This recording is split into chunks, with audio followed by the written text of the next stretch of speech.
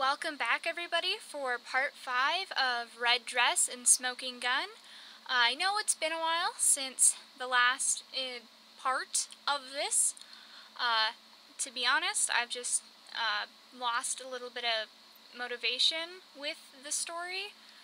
Just life has been busy and I've had trouble keeping up motivation, but I do still have at least like 2 more quote-unquote chapters of this to get through.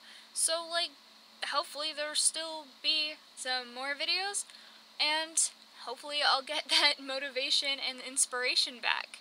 So for this chapter, I think the only thing as far as content warning is going to be a mention of violence and mention of injury, but nothing should be very graphic, so this should be pretty good for most people to listen to. Thank you so much for taking the time out of your day to listen to this silly story and look at my art. I very much appreciate that. Just watching the video it is a lot of support. You could, if you want to support more, you can like, subscribe, comment, and share this video or any other videos on my channel. There are a bunch of speed paints. If you don't like this story and you just like art, there's plenty of speed paints that I have up currently. Or if you have any suggestions about different types of stories or different kinds of art or whatever, feel free to comment or message me personally on Instagram or Twitter or whatever.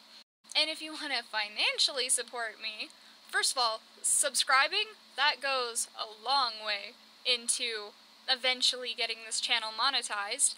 Or you can go to my Patreon, which has so much of my art on it. All my patrons are absolutely amazing people who are supporting me in my ventures. And there's a lot of content on there. The amount of content in there is compared to nothing else.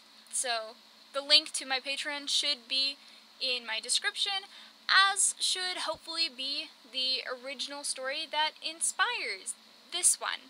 Without further ado, let's get into it.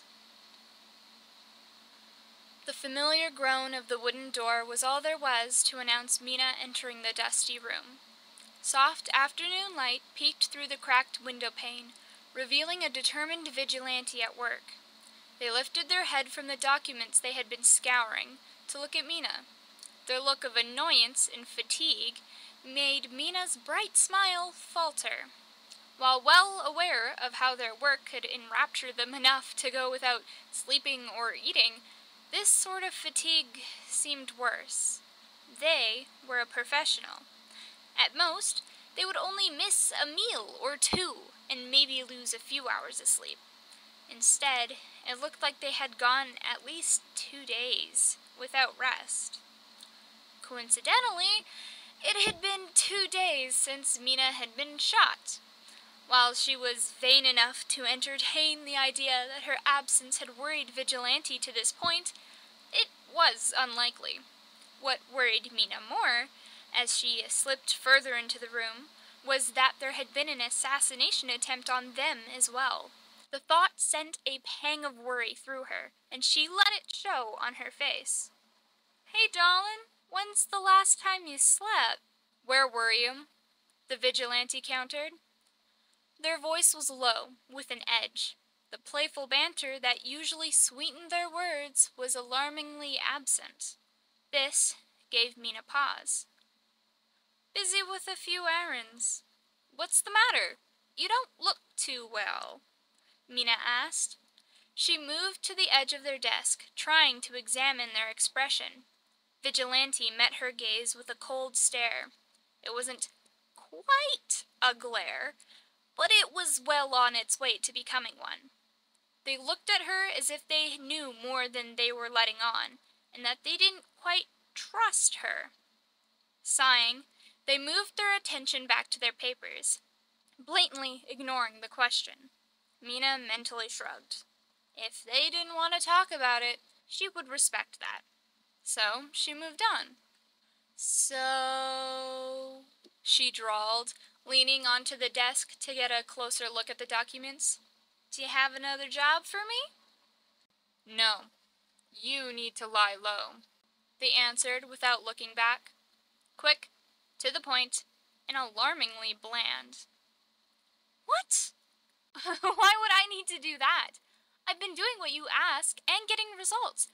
Do you have another plan in the works, or—" Mina protested, face falling. "You were shot!" The vigilante stood up, shouting. Mina jolted back. She had never heard the vigilante shout like that, except in firefights. They were fuming and directing their anger at her. Now they were glaring at her. They looked so tired, and Mina's heart sank. The incident had apparently made it back to them. She could feel the ache of her 2 distinct bullet wounds under her concealed bandages, but she was able to move around freely, which is why she came to Vigilante. No person could heal from being shot so quickly, so if they had heard rumors, her presence today would have dissuaded any chance of her being involved. "I think I'd know if I'd been shot, Vigilante. From what I've heard, it's quite a noticeable thing." Mina chuckled lightly, dismissing their accusation with a nonchalant hand wave. The vigilante continued their glare as they grabbed the document and went over to a nearby corkboard with similar clues. Mina kept a relaxed face under their scrutiny, gazing right back. "Why? Did one of your detectives find a poor soul?" Tilting her head to the side, she modified her expression to one of curiosity. She knew that Detective's son must have told them somehow, though why he'd think to do so was beyond her. There shouldn't have been any suspected public connection between herself and the vigilante. That's how they stayed safer. By working together in secret, the city got twice the protection, but neither of them could be used against each other. Then again, with how close the detectives were with the vigilante, it wouldn't surprise Mina too much to know they had told them about her. Vigilante drilled a tack into the paper and bore it a little harsher than need be. Their face relaxed a bit when they looked away from Mina, tiredness showing. They sighed again, whether out of frustration or fatigue, Mina couldn't be sure. There was a shooting, in broad daylight, out on a busy street. The target got away with at least 2 bullet holes, and the assailant ended up dead with 3, with multiple witnesses saying that the target should not have survived or gotten far, but a body was never found. Mina leaned in, pretending to increase her morbid curiosity. "Seriously? That's pretty gutsy, shooting out in the open? Was anybody hurt? Did they find—" "The police chief's kid almost got in the middle of it." The vigilante raised their voice again, shocking Mina into momentary silence. Her eyes wide, her mind went to Jonathan. He was the police chief's kid? From the grainy black and white picture she had seen of the man in the newspaper, there was little resemblance to the boy who just needed a chocolate. However, the only thing that changed because of his father was that her escape wasn't as private as she had hoped. She looked at Vigilante, genuine concern on her face. "Are they all—" "He gave your exact description." "Oh, of course he did." While Mina couldn't fault the kid for telling the truth, it was a little annoying that he was a snitch. An honest, good snitch, but that complicated some things. She tilted her head to the side, acting surprised at the news. "Really? I didn't know I had a doppelganger. Poor thing." Her sympathy was like of hearing of a stranger's death. It was doubtful that Vigilante would believe her, but she tried her best. Vigilante just stared at Mina. Their expression was a frustrated annoyance, their frown apparent. She stared back, struggling not to offer a nervous grin. Yeah, they definitely weren't buying it. But Mina didn't give them anything to defend the allegations. They sighed, pinching the bridge of their nose. Whatever. I don't even know how you're alive. They waved off the protest that Mina was about to say. But you are clearly being too aggressive and obvious. You are becoming a danger, a liability to this operation. So you need to lie low. Their stern gaze dismissed the argument Mina was about to make. Instead, Mina bit back her objections and nodded. She felt like a player being benched by their coach, and that wasn't a good feeling. But Vigilante had a good point. If she was a large and obvious target, that put the whole partnership at risk. To fix it, she needed to stay under the radar and let most of it blow over, if only for a little while. Then she could get back to work. The Vigilante went back to their chair, slumping back down. It was a discreet dismissal, to which Mina obeyed reluctantly.